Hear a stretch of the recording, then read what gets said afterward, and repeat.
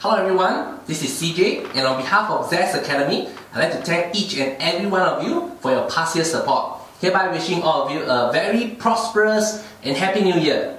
Now we are all very excited about 2014, mainly because we know exactly where the market directions is heading for, and we are all well prepared and ready for it. How about you? Now there's still a lot of agents out there who are very curious to find out what lies ahead in 2014 based on the market directions and which property segment they should be focusing on to achieve their financial goals for this particular work year. Now you and I know that transactions volume have dropped tremendously in 2013. In 2012, we have about 13,000 transactions for the private resale market.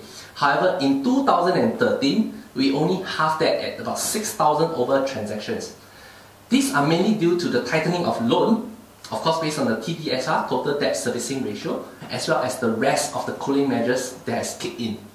So how does that relate back to the real estate agent?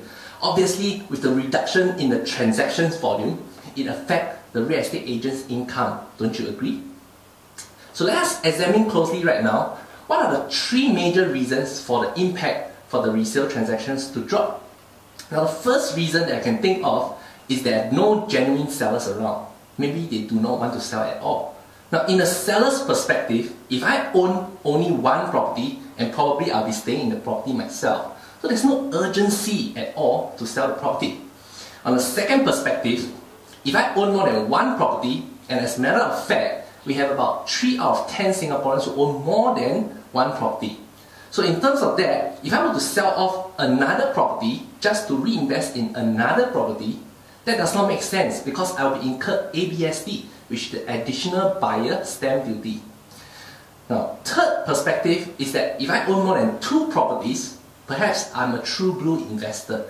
And over the years, I've accumulated some wealth from investing. So if that were to happen, and I'm still getting a passive income in today's market, there should be no reason why I should be looking to selling. Because if I were to sell any property, it will affect me in terms of my total debt servicing ratio if I were to buy another unit. So what about the second impact, which is the buyer's perspective?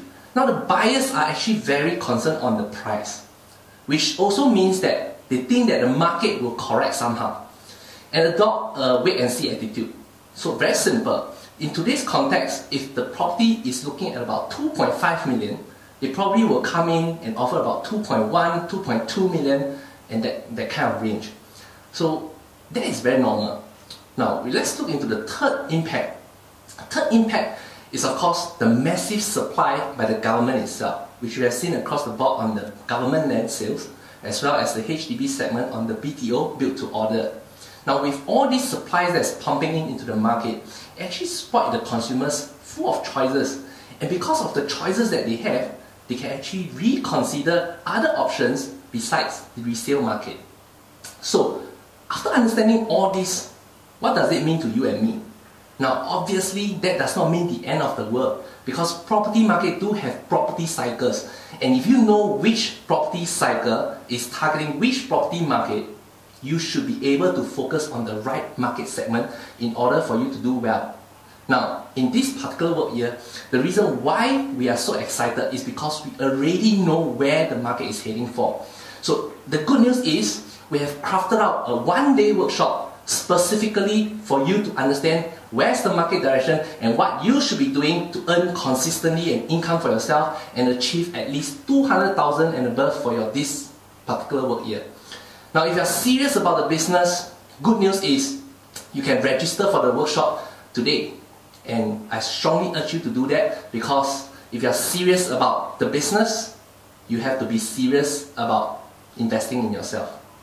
So I'll see you at the program.